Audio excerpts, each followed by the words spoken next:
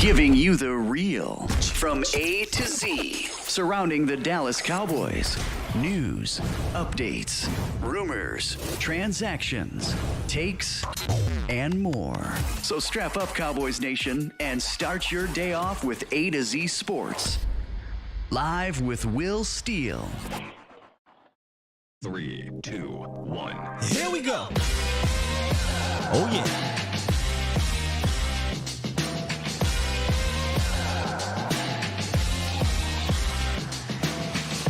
Good morning, good people. Welcome to A to Z Sports Live, presented by Boston Scientific. We stream it live on YouTube. We on Facebook. And, of course, I am your host, Will Skywalker Steele. Boom! Welcome in, people. Welcome in. Today, we jump back into the lab. That's right, your boy Sky, the science guy, Patrick No C Walker, coming back through, talk about OTAs, some under-the-radar OTA items. Yes, indeed. Make sure y'all stick around for that. In the Roundup, the Cowboys their pockets got fatter. I'm going to tell you what I mean by that. And then a young pup gets some positive recognition and some positive respect from one of these analysts out there, respected analysts, by the way. But yes, sir, today's meat potatoes of the show, we got Patrick No C Walker back on DallasCowboys.com. Does an outstanding job covering the team down there. We'll be talking about some under-the-radar items that he saw when he was at practice last week, and then what to look for in today's practice, because today begins the second week of OTAs in the second session that the media is allowed to take part of, and they'll likely tweet about it, have articles and everything, and we'll talk about it probably tomorrow. So, we should definitely appreciate these things, because Unlike some other teams, we're not allowed, we as in the Cowboys media, is not allowed to be down there for every single practice. So a lot to talk about, a lot to discuss. And I usually try to get somebody on here that has a first, bird's eye view of what's happening. And No C just so happens to be a part of the scientific method. So, of course, we'll get into that. But good morning, Bomb Squad. Bomb Squad! Did I get it right? Did I get it right? Let's jump right into this roundup, though, because we got to come out of it and we'll get Pat at the top of the hour. And we got 2 items to discuss in the roundup that I think will carry us all the way through. So let's do it. It's time! It's time! It's time! It's time. It's time. It is time for... It's time for the morning roundup. Round 'em up, boys.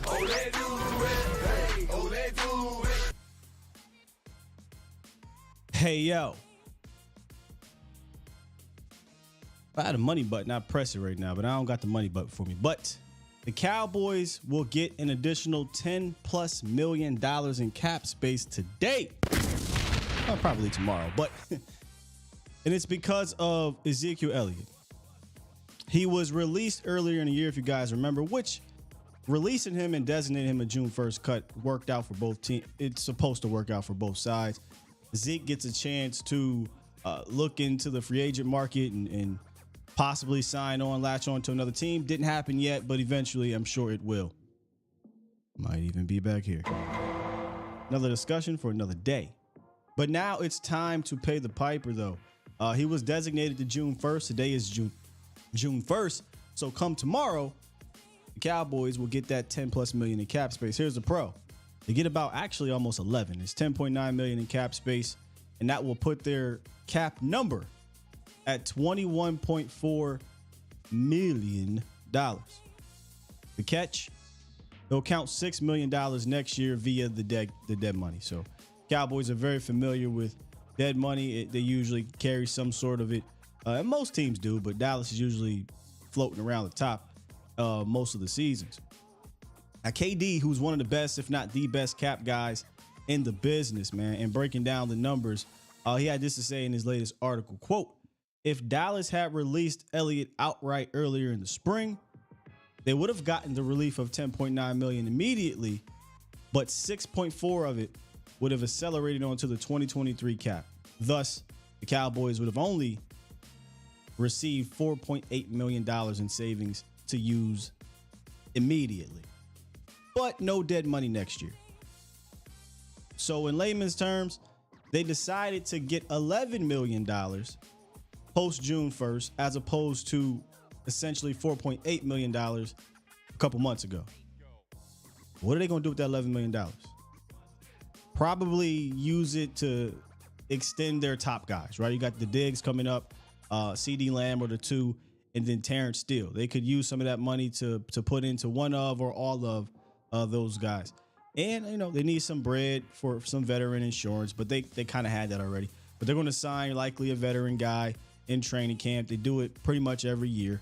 If they don't, then they can carry that over, right? And then just to have some money in your pocket in case you need to sign some guys during the season. So I like this. I like the way they went about it because they'll have that $11 million to do what they need to do with it, as opposed to only $4 and some change. So when the Cowboys do stuff like this, you could probably say this is Stephen Jones' favorite day of the year.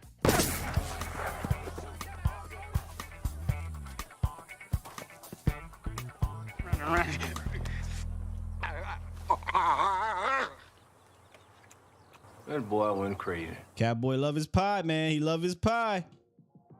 Got about $11 million extra to that pie, too. Let's talk about what Bucky Brooks had to say about one of our guys here, Tyler Smith. He made his 2023 all breakout team. I thought it was interesting because some would say he broke out in his rookie year, having to deal with what he had to deal with. But here's what Bucky Brooks had to say about Tyler Smith heading into 2023. Quote, "Billed as a raw athlete following his selection as the number 24 overall pick, Smith exceeded expectations by displaying versatility and positional flexibility as a rookie. Smith's ability to seamlessly flip-flop between guard and tackle helps Mike McCarthy put his best 5 blockers on the field. In addition, his impressive work on the edges gives the Cowboys an insurance policy to protect against another Tyron Smith injury at left tackle. The younger Smith could really see his star rise with continued technical refinement in 2023. Good to see some folk outside of the fan base in the building putting the spotlight on Tyler Smith. I thought he had a fantastic year given the situation, being thrown in the fire without having to play left tackle, and to see that it's being recognized that he has that versatility and it's only going to get better. You know, the year 2 jump from most players is real, and then he has that raw ability and talent to go with being a coachable guy. Tyler Smith on the up and up. Here's a funny thing I thought was interesting on his list too, though. Y'all know who else made that list? What a strange career this guy's having. Connor Williams made that list. Yeah. Bucky had Connor Williams on that list as a breakout player for the Dolphins as a center. And when I was reading what he said about him, he listed power as one of the things. And I'm like, what the hell was that power with Dallas? I'm not going to sit here and act like I've watched Connor Williams in Miami. I did not intently watch a single snap of Connor Williams at center. Now, I watched the playoff games. I watched, games where they were on TV and whatnot, but I wasn't looking at Connor Williams, so I have no idea how he played. But according to all metrics and guys like Bucky, he had a pretty solid year at center, and they believe he's going to get even better. And I just think it's hilarious because in 2022, with about 2 weeks left in the season, they said, "Hey Connor, can you try it? Can you try out at center? Whatever you need, coach." He was a disaster. 2 years later, he's on the breakout team for center. So good for Connor Williams. Wish him nothing but the best. In my Law Nation voice. Yes, nothing but the best for Connor Williams, man. And the other Connor, too. 2 Connors. Dallas is trying to replace 2 Connors, by the way. But that's neither here nor there. So that is today's morning roundup. Cowboys get $10.9 million, almost $11 million in cap space. And Tyler Smith is on the breakout list. Let me ask you about let's kind of go back a little bit about the cap space the Cowboys will be receiving. I tend to believe this is going to be for extensions. But should Dallas use this for free agents to improve their roster? I know the very first name is going to pop up is going to be D-Hop. New Hopkins. I don't think that's the case, but hey, look, they got extra money now. What would you do, Cowboys Nation, with that extra $11 million? Now you're going to be up to $21.4-ish million in cap space. What would you do with that money? Me, I'm going to CD and I'm going to Trayvon and I'm trying to get something worked out. I'm trying to get this locked up so we don't have to deal with this next offseason. They don't have to deal with this during the season. Now, Diggs is the most pressing one because he's a free agent after the season. So you can probably, wait a little bit on CD Lamb, but you don't want to wait too long because he's going to cost you roughly $18 million next year on the cap, and you can get that knocked down significantly by extending him. So what would you do with that money? That's another one too, Gregory. Extending Dak will create more money next year as well. But the thing about the extension for Dak, they don't even need the extra money to do it. They will receive extra money in cap space by just doing it, if that makes sense. Now they'll have, I don't even know if that's considered. That's why I need KD on here. I don't know if the $10 million will be considered liquid, so they can use that to we'll give you a bonus or what have you. But I'm pretty sure they already got some of that money in the tuck. Zotan said trade for a real veteran at left guard. I mean, I'd do that even if they didn't have the extra bread. You know what I mean? I would do that for sure. Looks like a lot of people are on the pay CD and Diggs train. Yeah, for sure. What about Steele? This is actually the perfect time for the Cowboys to extend Terrence Steele. Man, you're coming off an injury, not quite sure what you're going to be, when you come back from the ACL, but we believe in you, Terrence. Take this 4 years, $38, as my guy Vach would say, and getting for the cheap. That's what they like to do. I think this would be a perfect time to go out, if I'm the Cowboys, to go there and try to extend Terrence Steele. Now, Terrence might say, screw you. I'm coming back. I'm going to play. Either you're going to pay me what I think I'm worth, or I'll go into free agency next year. But I would definitely try to extend him. T-Dub wants to see Steele do it again before I pay him. Hey, look, T-Dub, I think either way it's a risk, right? If you look at it that way, like it's a risk because he tore his ACL. You don't know what he's going to be. It's a risk if he come out here and ball and now you got to pay, top 5 market value. They got to find a way to meet the middle. And they used to be good at that. They used to, go to guys like Terrence Steele and get ahead of these things. But I really thought last year was the time to do it. I truly did. I thought he showed enough last year to say, I'm like that at right tackle. Whereas last year you could have said, hey, Terrence, let me see you do it again. Because he had a productive 2021 year. Let me see you do it in 2022. He did it. So to me, he proved that he's worthy of an extension. And I don't see an ACL really hindering his ability moving forward. And we'll talk about that with Pat here too as well. I agree, Paul. I 100% agree. Paul says Steele will get a big bag on a different team. We know how scarce it is to have linemen of his caliber in this league. And if he hits the market at age 25, 26, something like that, relatively healthy guy until somebody fell into him and he, tore his ACL. That type of athleticism, that type of run blocker, oh man, they'd be lining up to sign him. Lining up. Tom wants to get the Dak deal done. That makes all of this so much easier. Yeah, Dak's deal, if he gets that extension, the cap space that it's going to open up for next year is going to be massive. And if they were to carry over, say they don't touch anybody, they have just $21 million, they might sign a veteran. Paying their rookies, which already are paid, everybody's under contract. Say they go into the end of the season and they got roughly $14-15 million. Add that on top of what you can get by extending Dak and then doing some other buttons that you can press.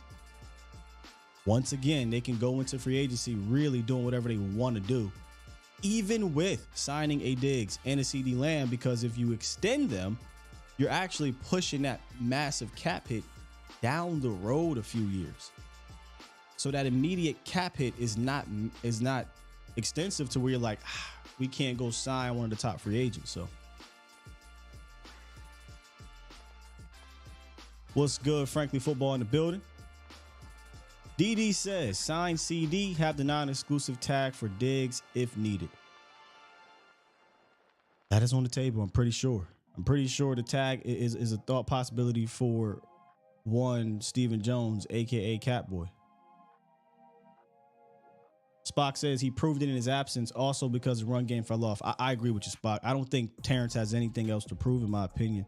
I thought the prove it year was 2022. 2020, terrible rookie season. Saw some hope towards the end. 2021, did a bang up job filling in for Collins to the point where it was debating. Still Collins. 2022, slam dunk. Had a slam dunk year at right tackle, one of the most underrated offensive linemen, I think, in the league. Now it's time to make sure you lock that guy up. Lock him up. I agree, Costa. Oh, that's a big one, Paul. Paul says, plus, he's not lazy. Tom says, Sky Finance having more options is more valuable. Extend Dak, Diggs, and next year you have so many more options. That's the look at it, right? That's the whole point of extending that guy. Diggs doesn't necessarily free up anything for next year because he's not on the books for next year, but Dak frees up a ton of money. A Boogie says Trayvon proved himself before CD. What does that mean? They both up for pay. They got to get paid. Are you saying that you're not gonna pay CD? You gonna pay CD too? You gonna pay both of these dudes? CD just has a 5th-year option, so you don't have to pay him right now. You got to pay Trayvon or you got to tag him. But whether somebody proved whatever, I mean, look, CD Lamb has had 3 straight 900+ yard seasons, and each year he's increased. I don't know what that means there, brother. Don't know what that means. If you're just hopping in, coming up here shortly, we got Pat joining us for the scientific method, talking about under the radar items from OTAs. That's right, bird's eye view down there. Pat Walker of DallasCowboys.com. And with that said, man, I mean, look, man, it's just like perfect timing here, brother. Just like perfect timing. I bring up Pat, and he comes like the genie. He says his name 3 times, and he's here. So, ladies and gentlemen, without further ado, Patrick No C. Walker in the scientific method.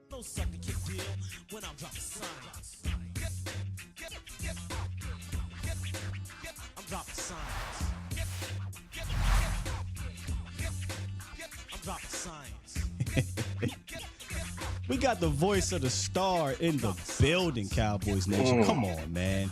That's my vibe. On this beautiful Thursday. It's always nice to get your vibe and right before you head to the star, give us some goodness, man. You know it. You always get me right on Thursday, brother. On, That's my vibe right there. What's up, ladies and gentlemen? What's up, Steel? How you doing, bro?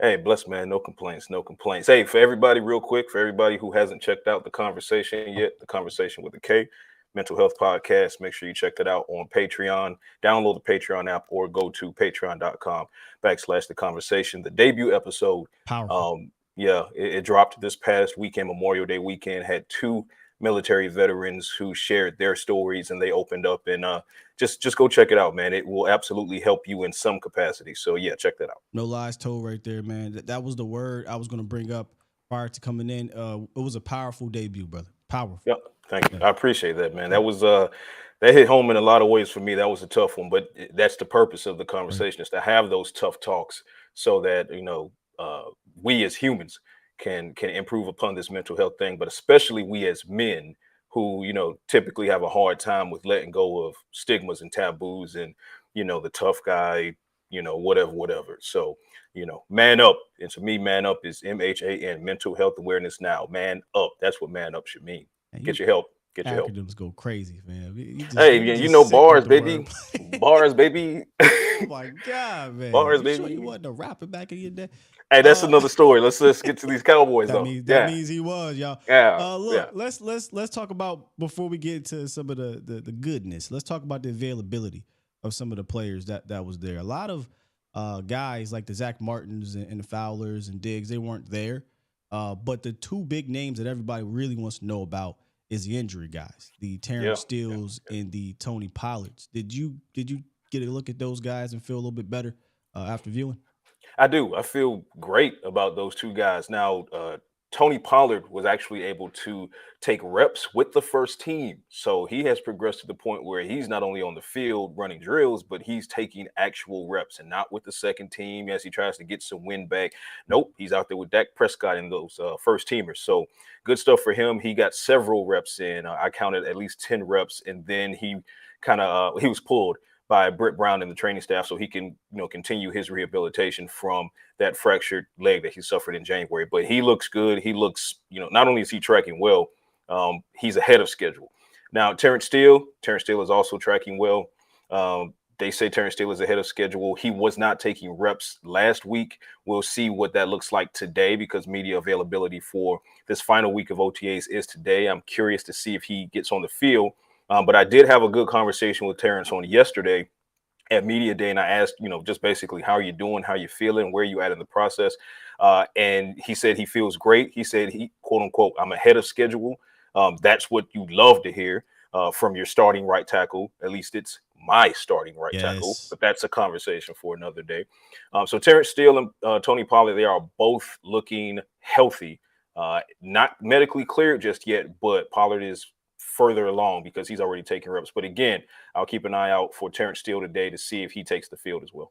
No. We're going to make that a conversation for right now real quick because I saw in your article, and I pointed this out. I want to make sure I put this in the note. Quote, jury isn't out on still being right tackle one come September because there's a lot of talk about that situation. So what makes you feel like that? Because that's what needs to happen.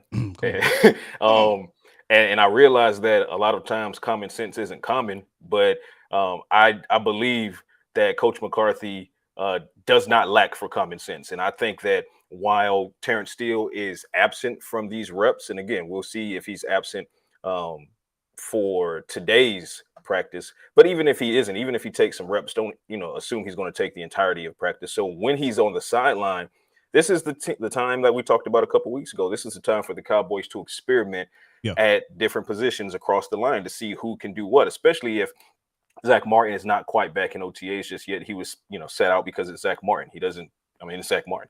All right. So if Zach Martin and Terrence Steele are out, you're going to see these variations that you're likely not going to see come September. You're not going to see Josh Ball as your right guard in September, but he was taking reps at right guard last week in OTAs. That's a perfect example of what I mean. So you're going to see Tyler Smith take some reps at left guard for obvious reasons, take some reps at left tackle for obvious reasons. But these younger guys are getting reps as well. Matt Willetsko getting some swing tackle reps. Matt Farniok, he's getting some reps at left guard in addition to center. So you're going to see these kinds of variations. But at the end of the day, I'm standing on this hill. I'm willing to die on this hill. The best five for your offensive line goes as follows: Tyron Smith, Tyler Smith, Tyler Biadasz, Zach Martin, Terrence Steele. Anything outside of that, you have to tell me that there's an injury involved, because without an injury involved, I don't see how you come off of that rotation. Facts. And that's the conversation that we have been having over the last couple of days was that rotation. Now, what was one of the under the radar things that you noticed during that whole experimental day from the offensive line? You brought up Willetsko. Did Willetsko, did he look like he improved in his strength? Did he look bigger? Did he look leaner or anything like that? Well, he looks good to start. Now, I have to put an asterisk next to that, because keep in mind, he's coming off of a shoulder subluxation, and it actually happened twice last year. So being that he finally got that surgically repaired, you're looking at a situation where he had to rebuild strength in his rehab, and now he's looking to rebuild that game strength, right? Going up against guys, because that's different than slinging iron in the weight room. He has to go up against guys. So give him a couple weeks or so, maybe through mini camp, and I'm really looking toward him at training camp before I start to make any kind of assessment on where his needle is pointed. But Austin Richards got some reps at left guard, and quite as it's kept, he got some reps at left tackle as well. There's that flexibility that the Cowboys are looking for from him. Will McClay told me definitively that Richards, the rookie 5th round pick, would get reps in both positions in training camp. That's already started. So Matt Farniok, I keep saying that name because, folks, you need to keep an eye on him. He has as good a shot as any to challenge Chuma Edoga for the left guard position, to challenge Austin Richards, the incoming rookie, for reps at left guard behind Tyler Smith, ideally on an injury-free offensive line, looking at those as backups. So just things to keep in mind going forward. But as far as circling back to Terrence Steele, I know what the depth chart might say. And listen, don't focus on the depth chart that's on the website. Just don't. It's not. It is June 1st. Right. Ladies and gentlemen, it is June 1st. Okay, let things sort themselves out over this OTA and mandatory minicamp and training camp and preseason. You got a lot of time left before you get to September. And if Terrence Steele continues to track how he is right now, there's no question he's a better right tackle than Tyron Smith is, even though Tyron Smith is a future first ballot Hall of Famer. But he got there as a left tackle. So let's not shake the boat unnecessarily. Let's not overthink it, is what I'm saying. RELAX. Lax. Let it play out, man. Relax. Don't focus on the depth chart. Come on, stop it. Let's get to camp, and then we have conversations. Yeah. But I want to have a conversation about a guy who, and this might sound strange, Pat. Stephon Gilmore feels underrated right now. It feels under the radar. I don't know if it's national media. I don't know, but this just doesn't feel as big as it needs to be. And now you finally got down there to see him moving around. They're not hitting or anything like that. But I mean, just talk about what you saw with Stephon Gilmore, man. Man, that dude is striding. Come on. I mean, it is effortless. It it's effortless. For those that are wondering if he's quote unquote washed, like I said last episode, it looks dry clean to me, crisp, and his press coverage bars is as good as it's ever been. Right, so they had him moving around. Stephon Gilmore was. They had him up against CeeDee Lamb a few times last week for obvious reasons. They had him up against Michael Gallup, completely different type of receiver, more physical, a little bit stronger, not as quick as CeeDee Lamb. So he got tested in those capacities. But they also had him going up against, and this is an under the radar guy. Message. Simi Fehoko. I keep saying it. Put a pin in it. I got you. Put a pin in it. Yeah. Simi Fehoko was going up against Stephon Gilmore as well. So no coincidence there. Yeah, read those tea leaves however you like. But Stephon Gilmore, he was going up against some guys. He was on the outside. He actually took a couple in the slot as well, which was very interesting to see for me, because in those situations where he dropped down in the slot, this goes to one of my top under the radar points that I was going to make coming in. Deron Bland. Bland was seen taking some steps on the boundary. He was taking reps on the outside. So as you know, Deron Bland, when Jordan Lewis went down last year, he was the definitive nickel guy and had the breakout season. So stands to reason that Deron Bland and Jordan Lewis would kind of challenge each other for that starting position at nickel. But then you see Deron Bland taking reps outside the hashes, and then you kind of get that Birdman hand rub thing going on. Like, wait a minute now, are we saying that obviously Trevon Diggs is going to be relegated to the outside only, but Stephon Gilmore and Deron Bland, or Stephon Gilmore, Jordan Lewis, whatever that rotation might be at any given point, you might see Gilmore challenging some of the bigger slots when that time comes. And if so, then you might see Deron Bland challenging some of the smaller, speedy receivers on the outside. So it's getting fun. It's getting spicy already when you start to talk about things like that. Yeah, when I had Deron on the show to talk about his flexibility, I was impressed with his ability to be ready for outside work, inside work, whatever they ask for him. And then what happened come playoffs? Hey, Deron, we need you to go outside. And he locks Ish down outside and allows McQuamu to come in and play the bigger slot. So his flexibility, like you said, could be one of the under radar things on his team. Most def, and it's going to it only helps the Cowboys, because then they get to mix things up as far as matchups are concerned. And as you well know, this is a game that's about matchups and not just team versus team, but in between the lines, man versus man. So in those situations like I'm talking about, and like you just mentioned, when you have a bigger slot, in the postseason, you dropped Izzy McQuamu down there. Well, now you have Stephon Gilmore, and if he's showing you a good bit in OTAs, minicamp, training camp, as far as if he's dropped in the slot against those bigger slot receivers that he can perform, then that allows you the flexibility to say, okay, if this is a set with a bigger slot receiver, but they have a speedster on the outside, e.g. Tyreek Hill or something like that, Deron Bland can not only get physical with them at the press, but they can, I'm not going to say he can go step for step with Tyreek, but he can make life difficult, and probably more difficult than Stephon would against a guy like Tyreek because of the size matchup and the quickness. But Gilmore looks great. Dare I say, he looks fantastic already. And again, I don't know why the narrative is that he's washed when on a indie defense that outside of Shaquille Leonard didn't really offer much. He had a career season, Buckner, at least a season that was comparable to some of his prime years. So yeah, and Buckner, obviously DeForest. Yeah, shouts out to DeForest. But outside of those two guys, Stephon Gilmore was tasked with doing much more than he's going to be tasked with doing now. You mentioned DeForest Buckner. I mentioned Shaq Leonard. Okay, well, that's a linebacker and a defensive end or defensive lineman. Who was the complementary corner to Gilmore in that defense?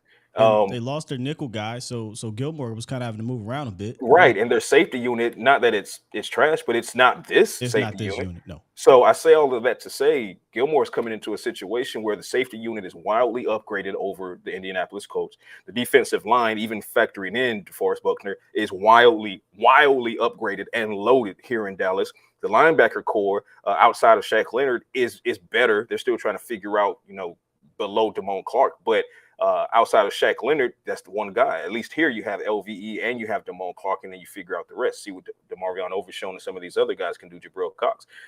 But as a whole, Stephon is not being asked to be that guy or even that guy number two.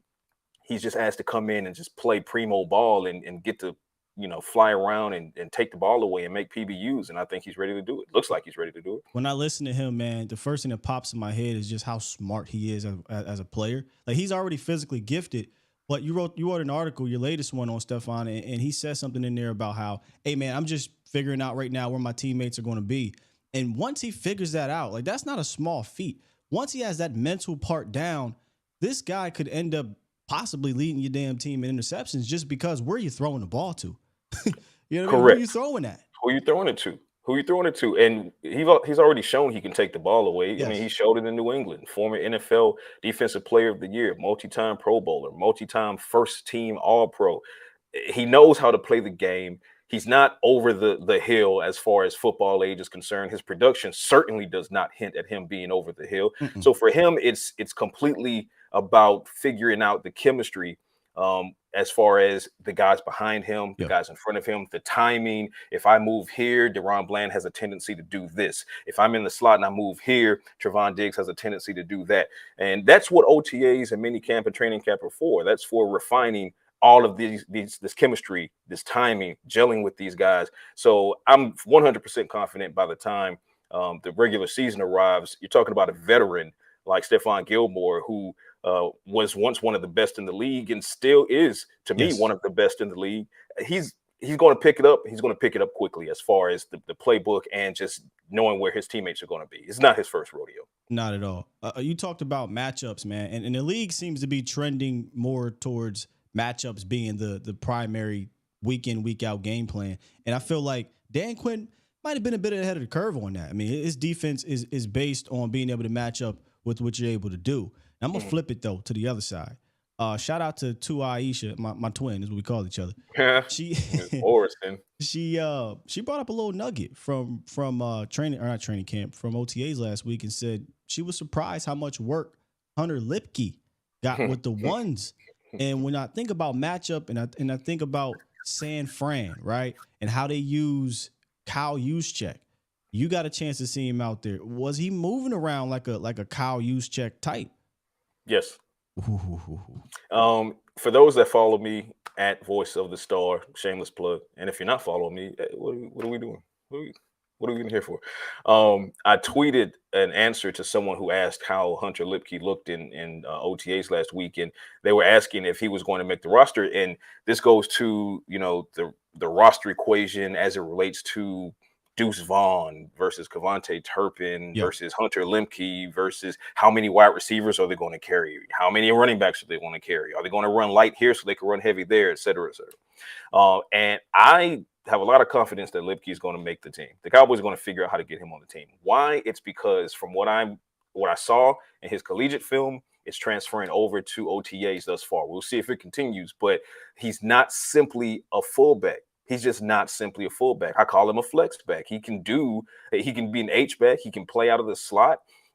He can catch passes downfield. He can catch passes out of the backfield, and he's a good blocker, obviously, fullback capacity. So because he can be played in a lot of different ways in a lot of different scenarios that don't tip the Cowboys' hand, because just because Hunter Lipke is on the field does not mean it's a run play.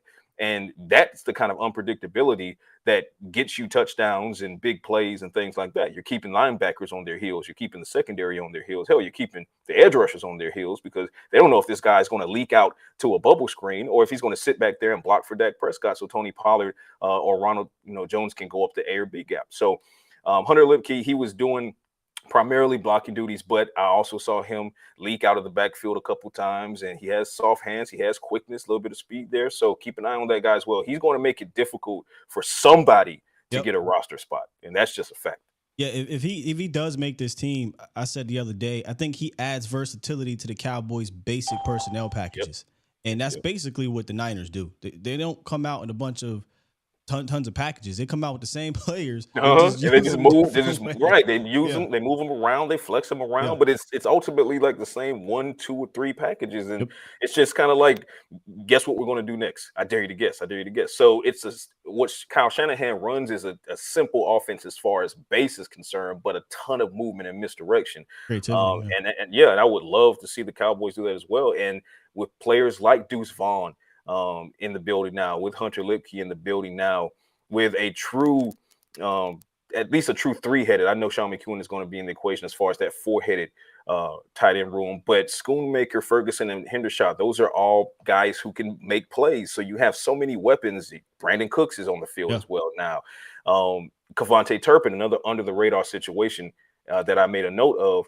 Kevontae was getting quite a bit of reps on offense last Thursday during the open media version of OTAs. Okay. We'll see if that continues as well. And they weren't all jet sweeps. There were a couple of jet sweeps and reverses, but he was operating at the second level as well. A couple of end routes, at least one go route. So, and I spoke with Kevontae in the locker room after, and he did tell me that is a concerted point of emphasis for the Cowboys and Mike McCarthy. He and McCarthy during Turpin's exit interview this past January, McCarthy basically intimated that one of the reasons I should say that they didn't utilize him heavily on offense or much at all on offense is because, keep in mind, he came from the USFL MVP season right in the training camp. He had like a 10-day break, and that was it. So they really just didn't want to burn the guy out, which is how it was framed to me.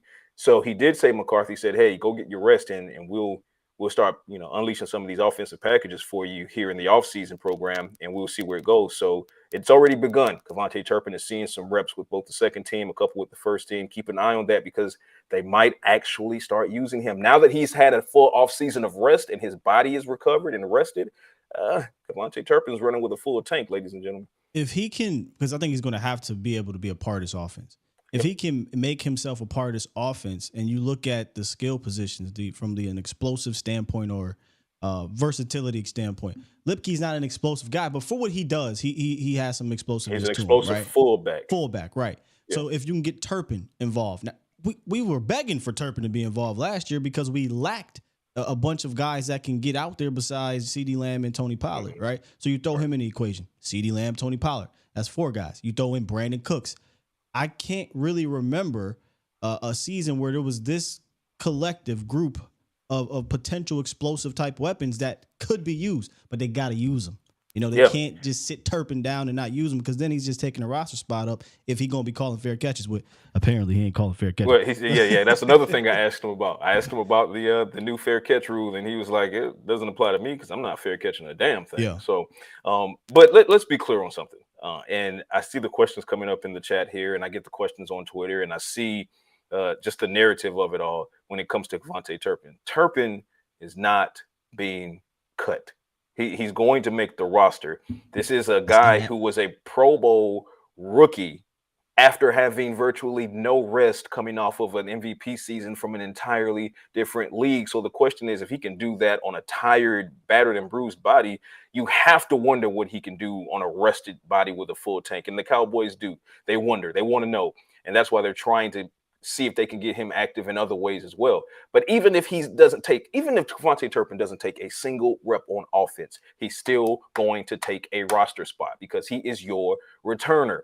People are saying, is it Deuce versus Kevontae? I said this before I went into OTA practice last Thursday. I said, no, it is not Deuce versus Kevontae. If you watch Talking Cowboys, I said it, and I'm saying it again here. I said it last week. From the return game, Deuce is being treated more as insurance for Kevontae Turpin, not direct competition. Evidence. Last Thursday, I sat there for the entirety of the 90-minute practice, an hour, 90 minutes, however long that was. And I when it came to special teams, they had them split. One half was on this 50 to the left, the other half was on this 50 to the right. Deuce Vaughn was on this 50 to the right. Kevontae Turpin was on this 50 to the left. On the right, it wasn't Deuce Vaughn returning. He was punt protector. He was personal protector the entire time. To the left, Kevontae Turpin was the returner the entire time. Bones Fossil is testing out Deuce Vaughn as a personal protector and not as a returner. It is Kevontae Turpin's job until further notice. And when I say further notice, I mean he either, knock on wood, has to suffer some type of setback as far as like an injury is concerned, or when Deuce Vaughn does eventually get a rep or two as a returner, and he will, because they have to, refine him for that at the NFL level. When he does, he would have to basically just house everything. House everything. I mean, do what Turpin did in preseason. He has to house everything. But anything short of that, he's simply an insurance policy as a returner. Kevontae Turpin's not going anywhere. I don't think Deuce Vaughn is going to go anywhere either. Obviously, I think he's going to make the team as well. But it makes for an interesting conversation when you start mixing in the Hunter Lemke talk, because maybe you carry three, but then you got to run light somewhere. Do you run 3 tight ends? I don't know that I would, because you're going to run a lot of 2 tight end sets, and then that means you're risking injury. You got to have insurance for injury. There's your 4th guy. Sean McEwen could put him back on the practice squad with Seth Green. These are the conversations that the Cowboys are going to have. Hey, this is why you need to tune into the scientific method, man, because Pat can give you these nuggets like this. Before I get you out of here, Pat, I love how you phrase this: the war for wide receiver 4. I call the position fighting for 4, but the war for wide receiver 4, man. You said it's already off to a heated battle between Tolbert and a guy you mentioned earlier, Simi Fehoko, who months ago I said, man, with this transition in offense and making it easier for these guys, I think Fehoko is the guy to watch. I know Tolbert's the pick. He's but Simi is the guy to watch, man, because 6'3", 2-something, 4.3 speed, and I thought he came out with some sweet feet. That's what I was calling him, sweet feet Simi. Yeah, sweet feet Simi. If he figured it out, man, there's talent there. So tell us what you saw from Fehoko. So I want people to understand that I understand the context of Simi Fehoko in that he has to translate it to the regular season. I've said it before. I will continue to say it. It is the straightforward fact. He has the ability to be your wide receiver 4 unequivocally, but he has to transfer it and translate it over to the regular season. Had some injury that slowed him after, in the preseason last year, after he basically dominated training camp. And I'm looking at him in OTAs last week, and here he is taking a lot of reps with the first team and in addition to the second team. But not only that, he's being targeted a lot whenever he's on the field. Will Greer is targeting him. Cooper Rush is targeting him. Dak Prescott is targeting him.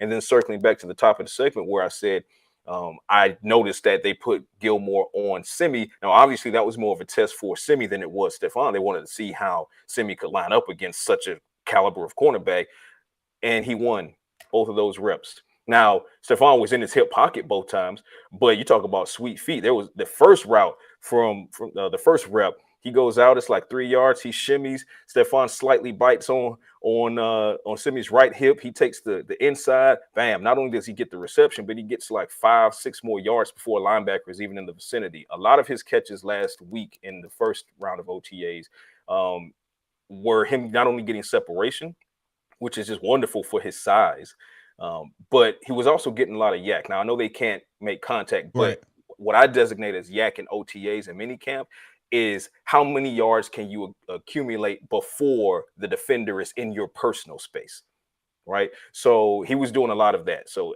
in the war for WR4, Simi is taking the lead right now. Jalen Tolbert looks good as far as conditioning. Dude is ripped like goodness. And he's focused. The question for Jalen Tolbert is not skill. It's, is he beyond the deer in the headlights mentality that he suffered as a rookie? That was a large reason that he wasn't able to produce for the Cowboys at the wide receiver position, because it was just a lot for him. And he will openly tell you this. It was deer in the headlights. It was, what's going on? I'm trying my best. And then he was overcompensating. He was trying too hard. He wasn't relying on his athleticism and his, muscle memory and just simply going out there and playing football. He was overthinking. Look at the penalty in Green Bay, for example. Overthinking, right? So Tolbert, he's going to have a great shot at pushing Simi in this battle.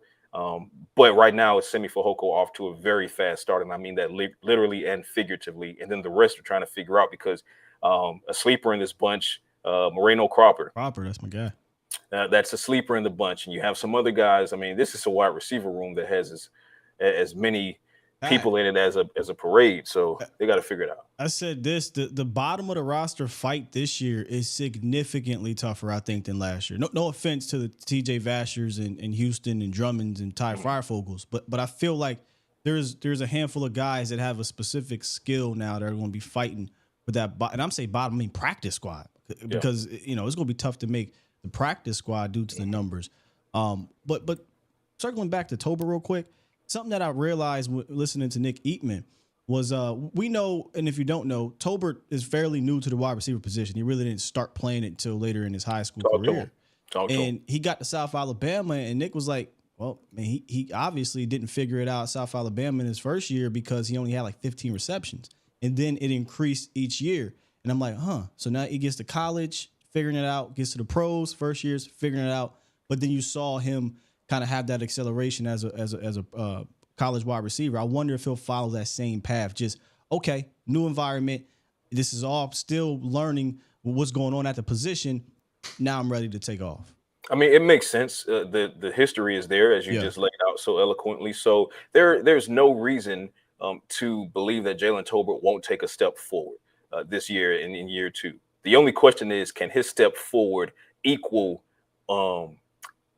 what Simi Fehoko is going to be able to do? Because Simi has been here and he has the chemistry with all three of the quarterbacks, not just QB1, but QB2 and QB3 as well. He knows the system backwards and forwards, and they're keeping Dak's language, as Mike McCarthy says. So it's not going to be this full playbook overhaul that then levels the field between Simi and Jalen and some of these younger guys like Marino Cropper. Simi has the lead as far as familiarity is concerned. He has the lead right now as far as on the field prowess, and really it's on Jalen Tolbert to simply make sure that he walks in with just supreme confidence that he can get the job done. You could see in his body language last year, over the course of last year, his self-confidence really just took a hit, and it wore down more and more as the season progressed, because he just couldn't figure out how to play wide receiver at an NFL level. I want to see if he can do that now. He has the physical attributes to do so, but once you get in your own head, you've already lost that battle. So hopefully he's climbed out, much like Michael Gallup has had to climb out as well for a different reason entirely. But still, once these guys climb out of their head, that's when they play their best football. And really quickly, I saw, and I know that's Matt over there, Matt Owen, asked about the kicker situation, asked if I'm confident that Tristan Vizcaino will be the kicker going into week one. I don't believe that's going to be the case. Now, this is not a knock to Vizcaino, but, this isn't his first dance with the Cowboys. He did fairly okay last Thursday in what I observed, but there's more to be had there. And I'm a huge proponent. There's no secret. I'm a huge proponent for a kicking competition. I need it every year. If there's not a Dan Bailey in the building, I need it. I need the kicker competition. I need it. I have a mighty need. That was your SpongeBob reference. Yes. Yeah, I get that. Will McClay said they're scouring the earth to make sure that they make the right decision as far as whom they bring in. So it doesn't sound like it's if they'll bring someone in. It's who and when. And for me, you got Robbie Gould out there. You got Ryan Suckup out there. But me being a betting man, and I'm fine with either one of those two. So I'm certainly fine with the third. Mason Crosby. I mean, we talk about familiarity. Crosby, McCarthy. I mean, what do we don't overthink it. What are we doing here? Imagine the guy that sent the Cowboys packing in 2016 at the crib. Poetic injustice. Right. Both, right? Both. Yeah. The head coach and the kicker, which is that'd be wild, man. That'd be unbelievable. Hey, listen, I'm all for it if those two guys can help get the Cowboys this sixth ring. Then look, I'm all for that kind of poetry. I'm all for that Hollywood script writing. Let's go. Facts. Hey, what time is practice today? I know you about to head out. Mike McCarthy's press conference is at 11. Practice is, I believe, at 12. All right. One second. I like to be accurate. Yep, practice is at 12. Mike McCarthy at 11. And then I'll be in the locker room talking to these guys at around 1:30. So get some more insight on what's going on. So keep my eye out for some more under the radar things as the Cowboys wrap up OTAs. And then next week it's minicamp. Yes. Mandatory, by the way. Mandatory. What do mandatory mean? Gotta be there. I mean, get your crooked letter in the building. Period. So everybody will be there. So next week minicamp, and we'll wrap up OTAs this week. So when we're talking this time next week, we'll be talking about what it looks like going into minicamp for the Cowboys and some of these guys that we just put a pin in. And make sure to keep up with Pat on Twitter at Voice of the Star. I know I will be refreshing Twitter around about 1 or so, because I know you guys can't tweet during practice. But around 1 or so to get all the nuggets, and your articles will probably drop. And then, like you said, next week we'll review what you saw in your first 2 weeks at training camp and what you will have seen, I think, in minicamp, because I think minicamp is going to be starting Yeah. Yep. Right around there. I think minicamp is going to be. They're not going to wait for Thursday for media availability. We'll be in there midweek. Oh, So that's by the even time better. by the time we talk, I will have seen at least one minicamp. Oh practice. man, that makes me happy, man. And that's why y'all got to tune in to the scientific method, because Pat will give you nothing but do it. Science. Come on, man. Science. Ladies and gentlemen, make sure your feelings log out of the chat when Steele and I get in this thing, man. We're talking football, real football, street. We shoot straight, never to the left, never to the right. Keep the stream right down the middle. Indeed, brother. All right, brother. I'll get with you next week. Actually, I'll hit you up prior to that, but we'll see you here next week on the show. Yeah, we All could. Right, I'll talk to you, man. Love you, brother. Talk to you later. Too, man. Peace. That is Patrick No C Walker of DallasCowboys.com. Our weekly sit down for the scientific method. Or we can go the remix. We can Will Sky and the Science Guy.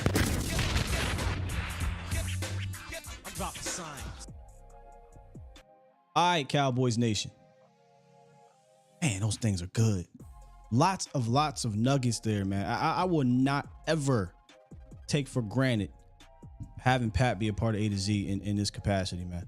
We actually have an insider down there that can give us a lot of these little nuggets, these nuances of things, the battles at the positions, the who's playing where, the what's and the whys, and talking to the coaches. It's massive, man. And I think that's why you see the community kind of growing in regards to what we're doing as creators here. All right, let's take a quick little break. The phone lines are open. We'll get a couple calls in. Man, perfect time. We'll get about 20 minutes of calls in here. Where is the call button? There we go. 351-999-3787 is a call-in line. You can call in, talk about what we discussed with Pat. Talk about maybe what you're looking for OTAs today after they get out, and the reporters, the insiders or whatnot, get the tweeting. So hit me up. Let's rap a little bit. We got somebody on the line, but before we get to them, if you're going to have the scientific method, it's only right to talk about Boston Scientific. You know what I mean?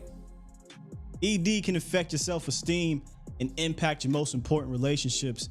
And if you've tried pills or any other potential solution and it hasn't helped, there is hope, man. Boston Scientific got you covered. Take a free online assessment that you can share with your doctor. Click the ad in the description. There's a permanent, satisfying solution to treat ED waiting for you. So visit edcure.org, get the facts, find a urologist in your area who can treat you or offer treatment options that can work. Again, that's edcure.org, brought to you by Boston Scientific. It ain't hard, but you can be.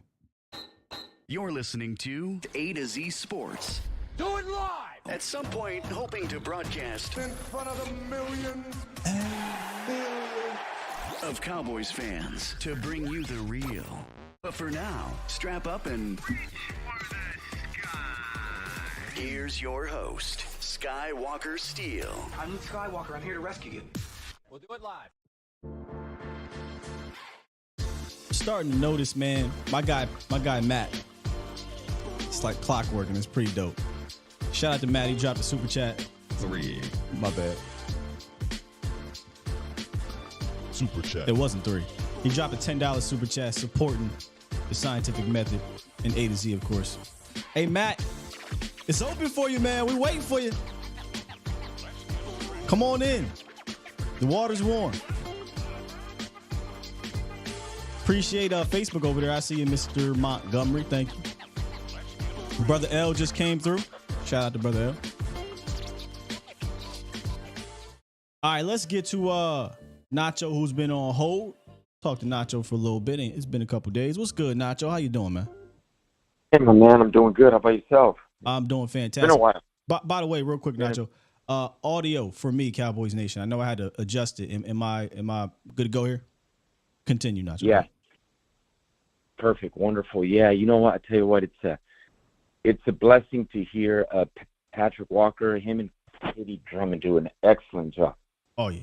I listened to both of them as well, and I think it's great that you brought him in, as an insider there. I mean, just as you alluded to, just great nuggets, great information. It's really exciting. I was thinking that the idea of our defense into 2023 with what we already have established and where this defense is going, along with those added pieces through the draft, has got me really excited. I think I want to say that playoff game against the 49ers up here in Santa Clara was by far, in my opinion, probably one of the best defensive performances that I've seen our Dallas Cowboys have. And I'm going to go as far as he's probably back in the 90s when we were winning championships. Let me stop you right there. Nacho. I mean, you forget what they did the week before. Oh, against Tampa, right? They shut them out. Oh, and got the interception in the red zone. I would say that was more impressive, but and it was against Tom Brady. But nonetheless, go ahead. The reason I say that, Skywalker, is because it was against a San Francisco team with their offense, which was I thought, with Brock Purdy at quarterback. But go ahead. Right? Yeah, of course. Brock Purdy, Tom Brady. Go ahead. Right. But just the way they're electrifying playmakers, right? And us being able to really go in their house and almost completely shut them down, I thought was impressive. But Tom Brady on the road. Go ahead. But no. I think overall, listening to Limpy, the fullback, and Vaughn, and these players coming in, and these rookies, and just the added pieces, I just can't not see how this football team cannot. I think it just makes this football team overall a more complete football team, if that makes any sense, going forward, pending on how these added pieces are going to really fit in to what we do.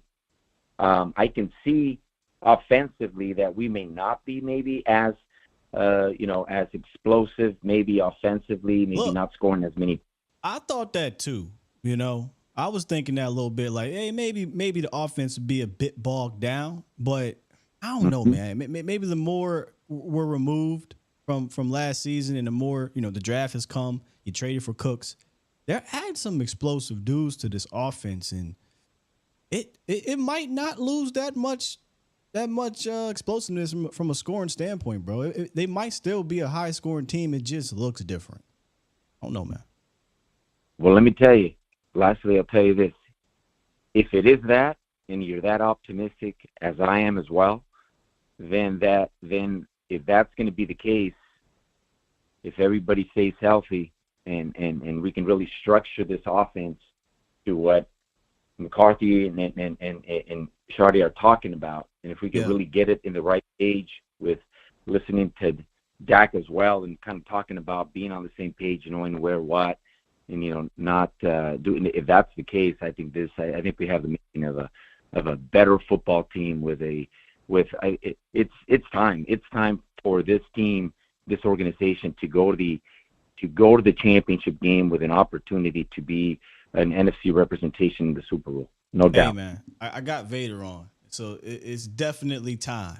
It's time. Yeah, absolutely, bro. Appreciate the call, Nacho. Good stuff. Thank you. Yes, sir. Let's keep it moving, man. Let's get to 912. What's good, 912? Hey, what's going on? It's Hemp. What's up, Hemp? It's my first time calling you. I ain't talked about you in a while. I know he was on vacation. We back. I hope y'all. Yeah. I hope y'all having a good off season. Loving these OTAs. Just the thing I want to talk about. I want to talk about like two things. Michael Gallup, I think he's gonna have a good bounce back here. We just need to get him, healthy. If you look back when we had Cooper and everything, I was worried we was gonna lose Gallup because before he started, having all the little injury problems, he was the one making big plays on, third down. He was a safety blanket for Dak Prescott. He was pretty clutch. I talked about that the other day. Yeah. There was a point in time where Gallup, you could argue, was your most clutch receiver. Third and 14, him jumping up on the sideline, keeping us alive in games. It wasn't just 1 week. I just look for him to have a good year. this defense gonna be on another level, man. I'm excited to watch it happen and unfold this year. Yeah, this defense got a chance to be one of them ones, and we talked about this special. Last year. I thought in order to be that, they had to get a potentially dominant defensive tackle, and they had to get a guy who not only can help you with the run but can also assist. He doesn't have to be the pass rusher, but assist in pass rushing. And Mozzie, I think, is the key to making this. Mozzie and Hankins, let me say that combined, are the key to making this defense one of them ones. Yeah. When you have dogs around you and you have guys making plays, somebody got to pick up the slack. And when they do, the other team's got to pick up the slack. That's going to leave, spots wide open for other guys to come in and make plays, like Osa, just players like that. But the main thing I wanted to touch on is I just love it when we get players that want to be here. It seems like they play harder. Like Micah Parsons, he wanted to be here. You got a dog. Zeke, when he come into the league, he wanted to be here. He's a guy that wants to be here. Overshawn, yes sir. And I know you've heard me talk about Overshawn. I'm a Texas fan. I love them. Overshawn. And I think he might actually, it wouldn't be a bad idea to let him take, a couple snaps. I know we got Clark. What's the kid? Talking about Clark. No. What's the kid's name that Jabril Cox? Damn. No, cornerback. Slot corner.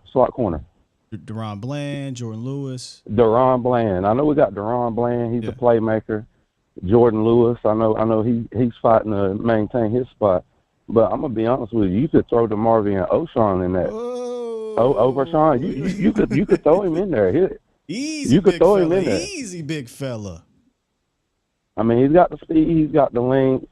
He's a hitter, man. He's a what we call him? We called him during our rating of the draft a WMD, weapon of mass destruction. He's a hybrid player, and that's what I love about Dan Quinn. When he looks at a guy, when Dan Quinn looks at a guy, it ain't just, okay, this is a linebacker. He's like, okay, let me see your physical attributes, your traits. And I can throw you here. I can plug and play you here. I can throw you over here. I'm not saying he would be the best nickel corner. I'm just saying if it comes down to it, depth and all, you could throw him over there and he'll do just fine. Well, look, you'd have to have a, what's it called when it's like level 5 or level 1? You'd have to be in dire straits to throw him out there at corner, brother. You would. I think Deron Bland and Jay Lou, and if Kelvin Joseph kind of gets it together on the field, I think you're good there. I think you're good on the inside. Yeah. All them boys playmakers. I just got beef with Kelvin Joseph because I've heard he's made plays on special teams, but he's also given up big plays on special teams. Mm-hmm. Special teams wise, it leveled itself out, but at least he made the biggest play of his special teams career in the playoffs. So yeah, I will say my biggest concern this year is the offensive line. We need to make sure we got our 5 best guys out there, and that's going to include Tyron Smith. If you put your best 5, we need a backup plan. They got to have something ready for when he does go down. It's not a question if, it's just when, but I want to get the most I can get out of him, but I want to look to the future. That way we ain't in a hole, and make sure we got chemistry and we got these guys set up for when and if something does happen. Yeah, in closing, I think the future for them is Tyler Smith and Matt Waletzko, with Matt Waletzko being the biggest question mark. If Matt Waletzko, if he can prove that he can be a valuable swing tackle, they'd be good to go for the next couple of years. Yeah. But I just love us seeing, I just love seeing us get guys that want to be here. Indeed, and when you get somebody that wants to be there, I mean, I'm pretty sure they're already giving you their all. But when they really want to be there, bro, it's just something special. It is something special, man. Appreciate the call, man. What was that? Yes, sir. Can't wait. Yep, appreciate the call, good brother, and don't hesitate to call back in. But good stuff. All right, thanks, guy. Yes, sir. Oh, we got through it. Almost had to hit him with the. It's been a while since I did that. Let me lock these up. We got a couple more. was a good first call. I mean, I'm noticing. I said this on Vacha's show. A lot of first time callers coming through, and they coming through with good etiquette. Now, I appreciate that. Now I want to have to be like, can you hear? Can you hear me? I appreciate that, man. Good stuff. Let's see. Tyrone playing 17 games. Jay Lombardi, from your lips to the football god's ears, please. My man on JP, you watching the show, he did a bet with me. Oh, JP, we gonna do this bet, dog, because it's a win-win for me, because I don't give a damn about being right or wrong. He said, put my money where my mouth is. Tyron Smith is not going to miss more than 2 games this year. I said, oh, that's easy money. Bet it. Said, I bet a bean he'll miss at least 3. If he doesn't, that is great for the Cowboys and somebody from the show that's a fan of the show. They get a couple dollars. There you go, man. Doesn't do me no harm. But if he does, I ain't really gonna take your money, man. I probably donate it to somebody else. But the point I'm trying to make here is he's missed 3 or more games, 7 consecutive seasons. Look, bro, I want him to miss none. I want you to be 100%, 110% right. But as the more I do this, I tell y'all, there's a fan hat in me. There's the diehard, biased Homer fan that will, man, Tyron Smith playing 17 games. Then there's the reality. There's the analyst. There's the reporter. There's the whatever, where it's like, hey, look, I'm not about to sit here and count on Tyron Smith playing 16, 17 games, 15 games. No, he hasn't done that since 2015. So I think it's smart to prepare for him not to be here. So some people get mad when I bring up not if, but when. I'm sorry. I collect data and I give my opinion based off of the data that I have here. That's kind of how I've always been. So I'm here if you're giving that beam. Oh, so Marvin, you down too? Look, y'all don't want to do this.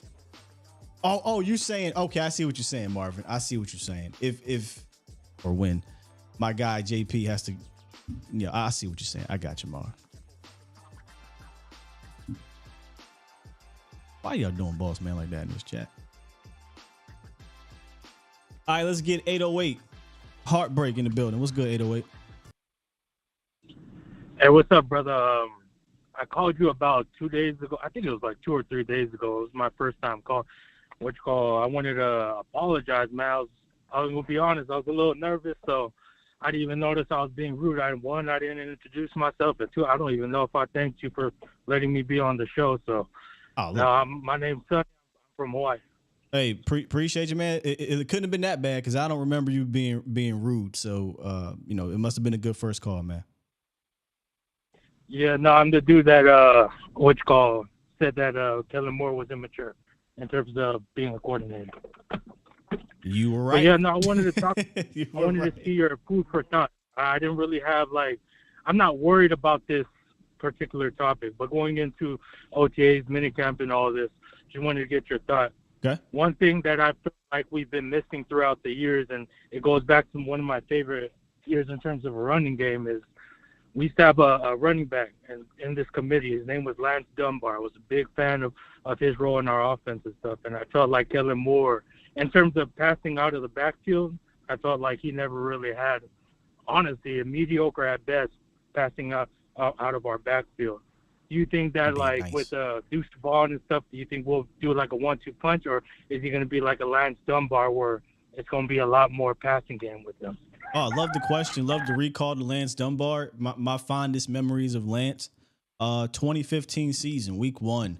I believe he had 10 receptions in that game, and he made one of the biggest plays in the final drive of that game, getting Dallas in position for Tony to hit. I think it was Jason Witten. That was the year that I was big on Lance being that pass catching guy, and you heard it in camp, you heard it in the reports, and then you saw it in week 1.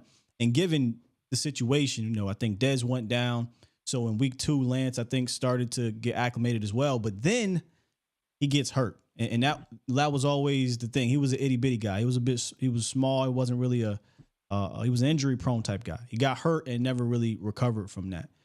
But anyway, that's enough on Lance. I just enjoyed him for that season and a half where he was kind of getting involved a little bit. Even when he was a third back behind DeMarco Murray, Joseph Randle, and then it was Lance.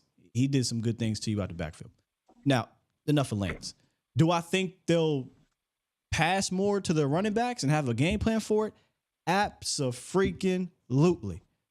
Look, we're going to do West Coast things. How much of it we'll see, but there's no way in hell that a guy like Mike McCarthy is going to change his stripes at this stage in his career. He might tweak them. He might paint a little bit over them, but he ain't changing them. And one of the staples in the West Coast is using the passing game in regards to your running backs as an extension of your running game.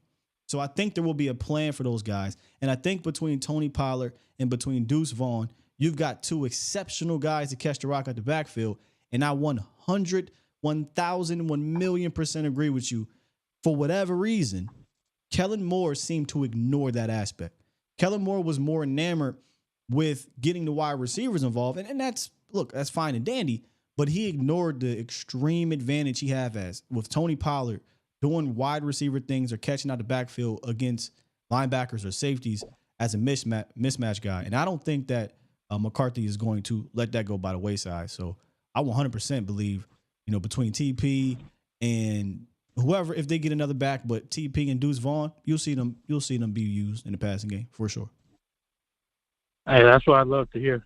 And then the second topic, it relates to the same topic and stuff.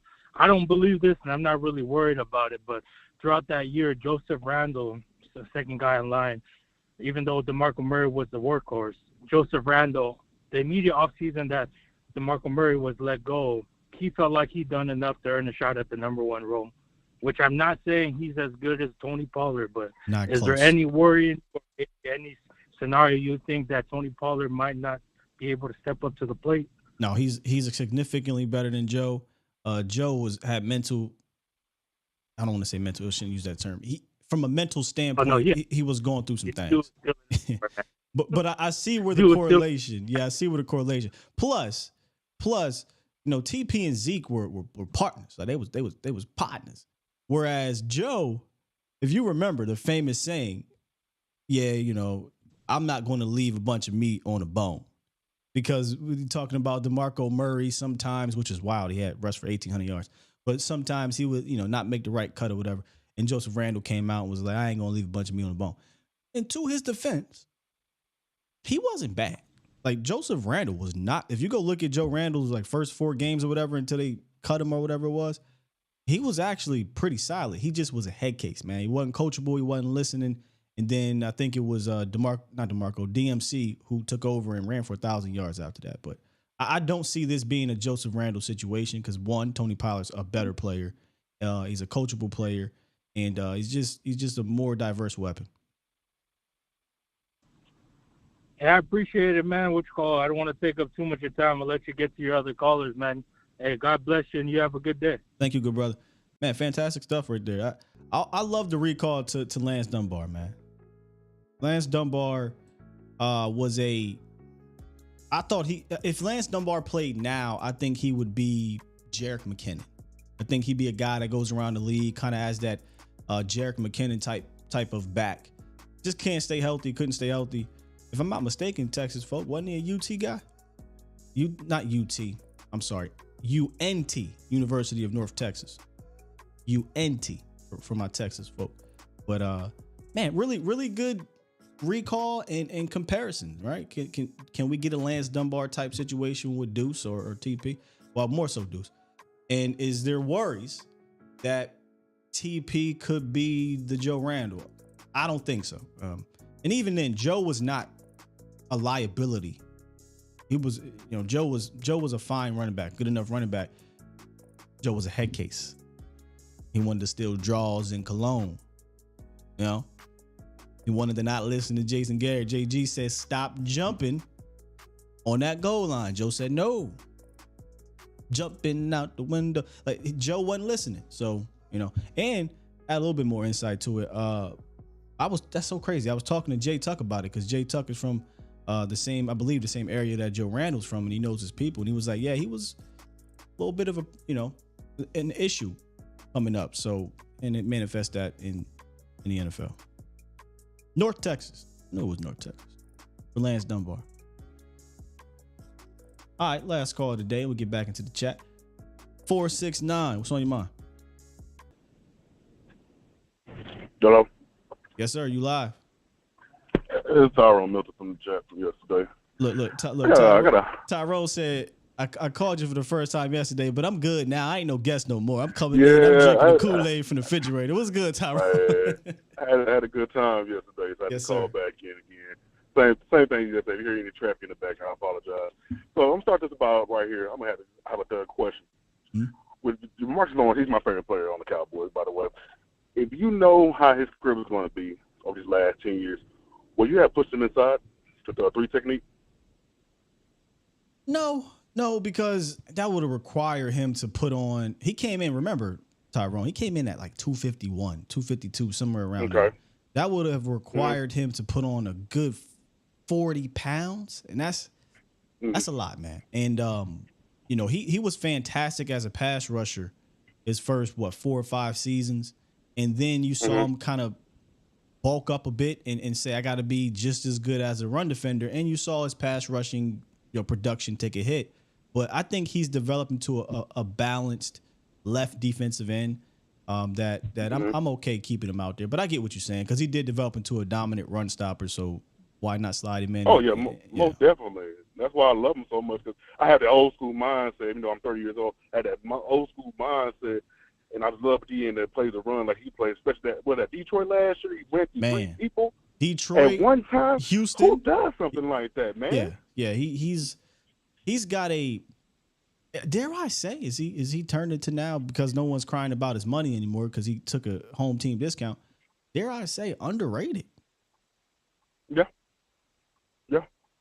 Went from what most people call it overrated because of the money to now the money's not an issue. I'd argue, man, he's one of your more underrated players on defense. And I know a lot of people want to kick everybody off the bridge, but you're going to need these type of guys to go through a 17-game, hopefully 20-game season. So, I'm not trying to get rid of no D-Law anytime soon. Now, if he's going next year because of contract, running out or whatever, fine. But, D-Law he's a staple piece of this defense. Exactly. And that kind of leads into what I'm about to go into next, because the conversation is what we're looking forward to in the training camp. What I'm looking forward to right now is who's opposite of Micah Parsons. I love Sam. I think he's a tough-nosed player. I see him beating out Armstrong this upcoming season for the whoever's coming off the bench behind him and D-Law. But I seen something last year with Sam. He has a motor. He's strong as can be. You know that. He's strong as can be. But I don't like his handwork. And I'm scared that if he don't learn his handwork, they'll end up pushing him inside as well. You can't just have somebody. Somebody just doing speed to power the whole time, just running straight down the man. Well, we got to understand, right, that Sam is a rookie. Number one, he's a rookie that was playing out of position in college. Doing a lot of interior things, and he wasn't coached up as a pass rusher like that. He was kind of beating guys with his athleticism. But now he's in pros, right? And now he's going to be coached up by AD and Dan Quinn. And he's going to work on those things. So yes, you want to see him refine his technique from a hand standpoint. And I believe as long as he has the work ethic to continue to do that, he'll find that. He'll find a comfort zone in that. But he doesn't have to be rushed to that because we got ridiculous depth at defensive end. But I'm with you though in the sense of I think he can push Dorrance Armstrong. It's just going to be about can he equal Dorrance' mental part of the game? Because Dorrance has been around for a while. Dorrance understands how to. We talk about this a lot, Tyrone. Like you could be in college and you could be a run stopper because you bigger and badder than everybody. But the how to in the league is totally different. You could be a big bad pass rusher in college, but the how to in the league is different. And Dorrance just knows the how to stick around and be productive enough. But if Sam figures out the how to, the traits are there. The ceiling is sky high, most man. Definitely, most definitely. Hey, Kevin Joseph, you listen to this show, you better be listening. Hey, Sam Williams, he faced adversity. Look what he's doing now. He's not letting balls him down in life. So my next thing is going to be I'm be looking at the linebackers. I don't know if you noticed last year with the linebackers, everybody kept asking, why we're not getting no help over top of Anthony Brown? Why we not getting help over top of quarterback 2? I don't know if y'all noticed, but think Washington getting murdered with cross routes and streaks. So they're bringing down Donovan Wilson to stop the cross routes, but they're bringing back the wide receiver X, wide receiver X, the slot wide receiver. They bring him backside to run behind the Leighton Vander Esch. So they had Hooker cheating to a strong side with Diggs, even though we had a whole quarterback 2 problem.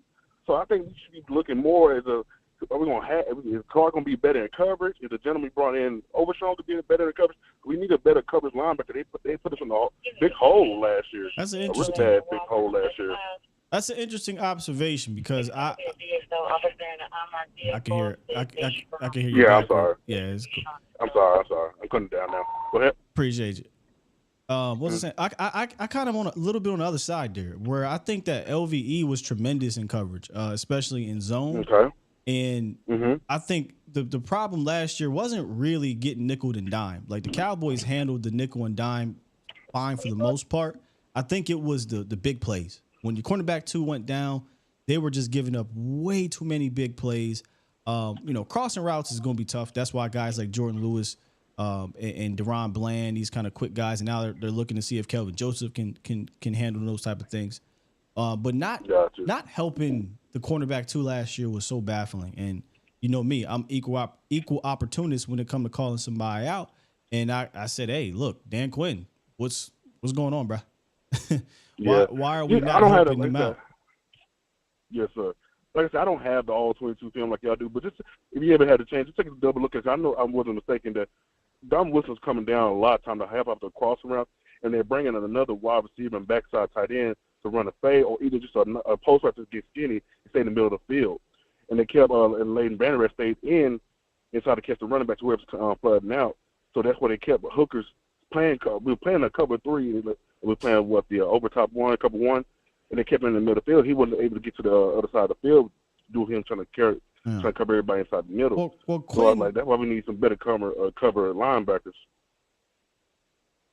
Well, Quinn ran a lot of man. He ran more man than most teams. I think more than any team, in all honesty. And he kind of went against the grain. The league is going towards more too high because there's a great thread on Twitter too, man. Boy, I should find this for the world. Talking about, and eventually circle back to the Cowboys, but talking about how teams, and I think it was Tyrann Mathieu who said it, an actual safety. Okay. Tyrann said, he said, these players nowadays are just too fast, too quick, too good. Talking about the receivers to continue to play single high all game and man up on the outside with these corners because you're going to get beat schematically or you're going to just get beat flat out by these guys from time to time. So you're seeing teams play this shell more often. And then the great teams can play the shell and still stop the run, which is why where this conversation went was why you're starting to see guys like Amazi Smith and these run-stuffing defensive tackles, their value raise a little bit, and why you're seeing the running game come back more because teams are playing too high.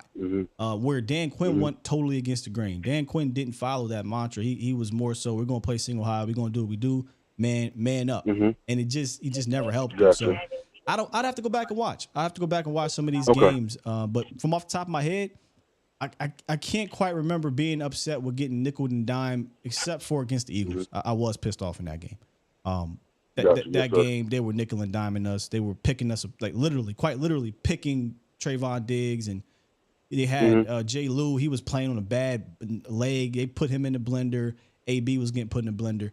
But aside from that, I felt like they handled that well. It was the big plays that I had an issue with Tyrone. Gotcha. The same thing, Jesse. I'm going to close the call out with this. Same question for you and the same for chat. What's one season that y'all seen from a player that's left y'all in awe, either offense or defense in the NFL? Mine had probably be I think that was 2016 or 2015 when J.J. Watt had 20 and a half sacks and 3 touchdowns receiving as a tight end and still didn't win MVP. Then LaDainian Tomlinson, 31 touchdowns. I'll play Madden, and I still can't give him a goddamn 31 touchdowns. Well, shoot, didn't I think Emmett had the record prior to that? It was high 20s. That's pretty impressive. But back then, you're getting the ball so much.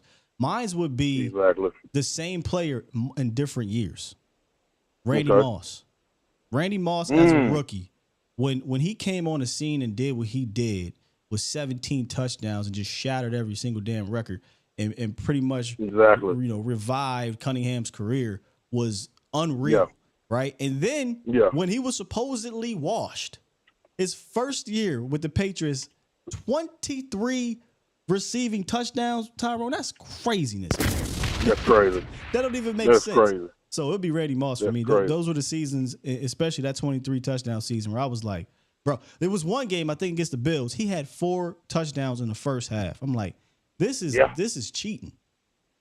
Yeah, exactly. Yeah. I'm going ahead and close it out by saying just let AI let him know I got 2 coupons to Red Lobster. See you later, bro. Hey, yo, does Aisha know? I don't think Aisha knows she got a fan. Shout out to Tyrone Melton, man. Man, first time callers, y'all. Fantastic. And then what I like about Tyrone, when he dip out, he give you, hey, what's the best season you ever saw in the history of your life? Well, I need to start writing stuff down. I know Tyrone gonna come in here with some historical question. I gotta be ready. I was ready today. I got you, bro. I got Randy Moss. But if y'all heard that question, he said, what was one season that made you go, yo, that was the craziest season I ever saw? On his bruh, man. Oh, she's doing the girls talk, boys talk. Okay. Let me see if y'all got any B4 Vic said McCaffrey and Mike Thomas had insane years and won me a fantasy championship. Was that the McCaffrey 100 year? I don't even think that was the best 100 year. I want to say Marshall did it. Did Marshall? I like Marshall Falk did that. I could be wrong. One of the greatest seasons y'all ever saw, whether offense or defense. Troy Polamalu in 2010. Nick said Dak's rookie year. Yeah, that was, you didn't really see a line like that. When I say a line, I mean, 13-3, 27 or 8 touchdowns. No, yeah. 29 or 28 touchdowns, 4 interceptions. That was a crazy rookie line, yeah. Adrian Peterson 2012, yes. Tearing his ACL, and then he should have broke that record, but came like 30 yards shy of breaking the record. That's another one that make you go, yo. One of the craziest seasons I've ever seen. D Shift top 5 running backs right now. Oh, D Shift, you know me and running backs, man.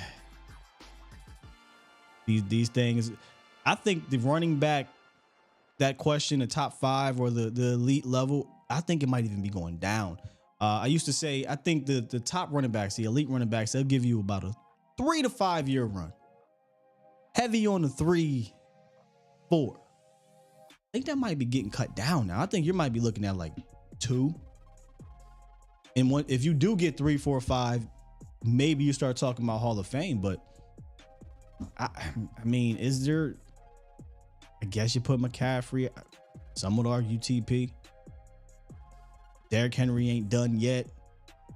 I just don't think there's really much of a difference in the league anymore. I think all these guys, it all depends on where you go. I mean, I would look at Damian Pierce, and he might not be a top 5 back, but he might be top 5 favorite backs for me. Love watching that man play. I feel like he can go anywhere and be a beast.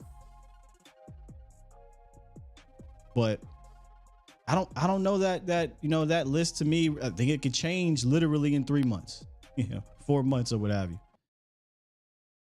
Now, DeMondre Stevens is a guy that I had brought up on Twitter when I was trying to make my point. I was being petty, but I was bringing up a bunch of dudes who were drafted, later and before the draft, and a bunch of guys who weren't getting paid a lot of money, and was like, look, man, you don't have to be Derrick Henry, Ezekiel Elliott to be successful in this league and to help your team be successful in this league. And I use Stevenson. I use the cat from Atlanta. I use Isaiah Pacheco, Tony Pollard. Guys drafted not in round 1 and guys not being paid a ton of money. Man, if Breece Hall didn't go down, he might have something to say about it. a player. Oh, this is fun. We ended the show, by the way. If you're here for more Cowboys talk, we kind of on overtime. AJ, good question here. A player you absolutely couldn't stand in the NFC East. Mine was linebacker Pierce from the Giants. Every time we played him, he talked so much ish. I wanted to break his kneecaps. So, if y'all don't know, I absolutely hate the Eagles.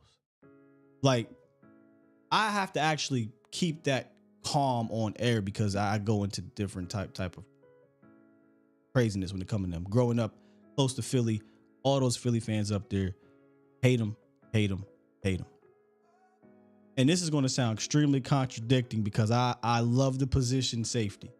I love the actual player when he ain't playing us. But I hated Brian Dawkins, man. Like, I couldn't stand playing against Brian Dawkins. And here's why. He was so good, and he talked so much shit, and he backed up his shit talking. Where Pierce was like a gnat. Like, you have a couple good, whatever, man. But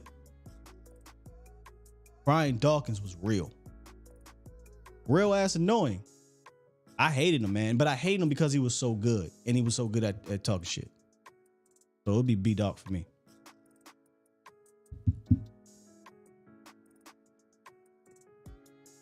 Man, Scott, why didn't you go to a Philly? Why didn't you go to a Philly game? I can't do it. I cannot do it, man. Like, y'all don't. If anybody was around when we did the live streams during the games, you saw a little bit of how I am during the games, but even then I couldn't be the full me. But during the games, I'm not. This ain't no professional. Ain't none of that. It goes out. I'm not Skywalker still when I'm watching these games. I'm not trying to be professional, and so, you know what I mean? No, I say I do and all that stuff. And in Philly, it wouldn't work. It wouldn't work, man. Too damn crazy. Nikki said I try to do the live streams, but the lag messes me up. Yeah, I don't do the live streams no more. That was a one and done for me. I got tired of that. I got tired of it in the middle. I'm like, bro, I cannot react like I want. I mean, I can, but that ain't. I'm not trying to do that. There's kids watching things like that. I'm not trying to do that. And if I did, like, this is what I say if you do watch the game with me. Don't hold me accountable for what I'm saying in the moment. Because how many of y'all do this, right? It could be your favorite player. Gotta make sure I get my censor button here. They mess up, they throw an interception, or they fumble, or they miss a tackle, or they drop a pick, or whatever. And you say something along these lines. Man, you bum ass. And you just say it. You know, it just come out, you mad, it is what it is. You ain't really a bum, but I can't stand this mother. You can stand them, but at that point in time, you can't stand them. And that's being polite, man. Like, yeah, you know, we all do that. Oh, D Shift, bro, I'll be coming at his top. You know? But, you know, eventually you gotta calm down, take the emotions, and then you gotta come on camera. That's why when Jesse be like, y'all don't understand. The switch that happens, especially after a bad game, man, it take a lot for me to come in front of this damn camera and be calm and actually and talk. Now I'm learning, you know, I'm still new into this industry, but I can't hide my fandom. Like that's what I told A to Z. I am a fan. You would not remove that from me, but I will learn to be a professional because this is now my profession, if that makes sense. Facts, AJ. I had to do the same thing. AJ said, bro, I had to stop that around my son. Straight up. Like, there was a point in time when my buck was like 2 or 3. I'd watch preseason games with him.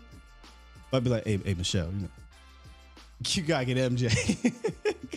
You gotta get MJ because I ain't figured that out yet. But you know, as you get older, you learn. Now you know watch what you say around your bucks because they pick it up for sure. You know what I mean, Marquise? Bro, I can't go to no Philly game.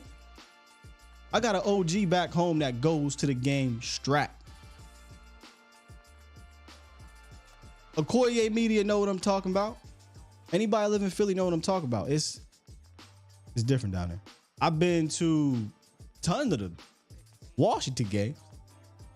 Washington understand they trash. They fans be booing their team. Philly, even if they trash, they kids is throwing trash at you.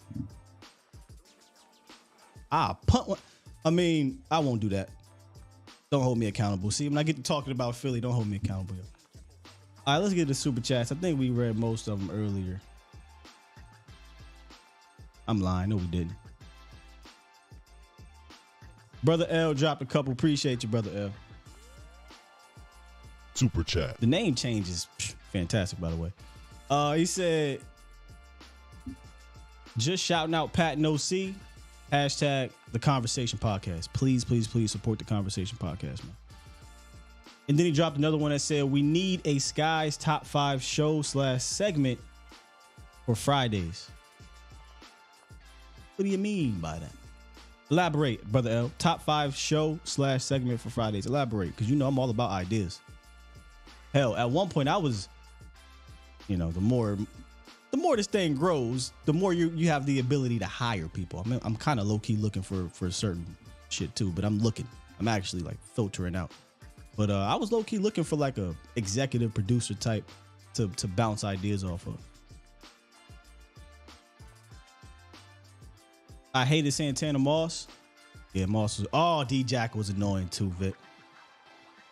Couldn't stand D-Jack. Santana Moss. The famous game, Monday Night Football. This is when I was falling asleep sometimes because it'd be on so late. I went to sleep. What were we up? Like two scores or something like that? Mark Brunell was the quarterback. I woke up and the Cowboys lost because Santana Moss. Bink, bink. Game over. Game over. Fresh said Fresh King said Philly used to be so humble. Philly about to be so humble this season as they struggles to the bum teams while winning last year won't have the same outcome. You know what sucks? I be wanting to talk like that. Like, man, y'all beat Josh Johnson and Daniel Jones, right? But I can't. Because I know if the shoe was on the other foot, I don't give a damn who we beat.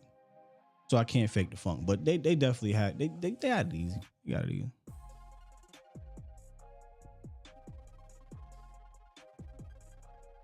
Had it easy.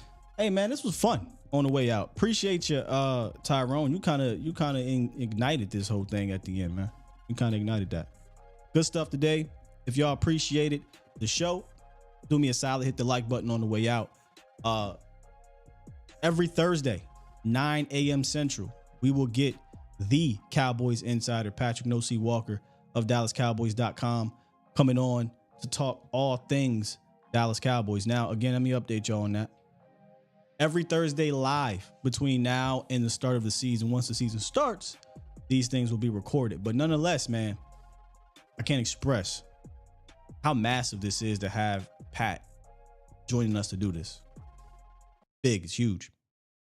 So if you enjoyed it, as always, hit that like button and sub if you want to be a part of the Bomb Squad, man.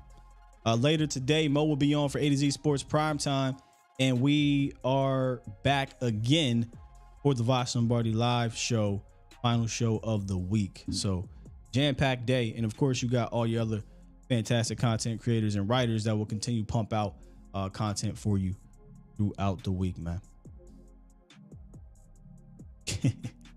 Professor O said, that's funny. You make me earn it. Hey, look, dog, I gotta earn it. I said this yesterday when we were talking about, just our stories and our grind and our road to be here. I didn't make nothing. I still operate to earn it, right? I still do everything, wake up every day with something to prove, and I work that way, which is why my ass be up at 5 something in the morning trying to make sure I put together a quality show, and then going to do Vox's show, and then put together another show. So, I feel you, bro. Make me earn this thing. Hold me accountable. I ain't mad at it. With that said, let me hit this button and get up out of here. INC, yeah, man. I remember the Rocket Ishmael at the old, is it FedEx at the time? Or JFK? It's FedEx now. It was JFK at that time. Troy Aikman. Call in, AJ, man. Let's chat, bro. We out of here. Love you. Peace. How about that? No camera malfunctions today. I don't know what the hell happened the other day. Hey, I'm rooting for the Heat, dog. Not because the Nuggets beat us, but the Heat are basically the 2011 Mavericks, right? One superstar and a bunch of role players. Might even be worse than that.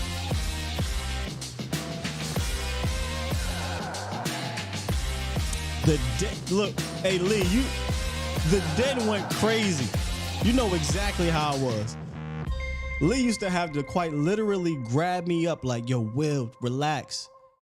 Ain't no relax. Motherfucker better win.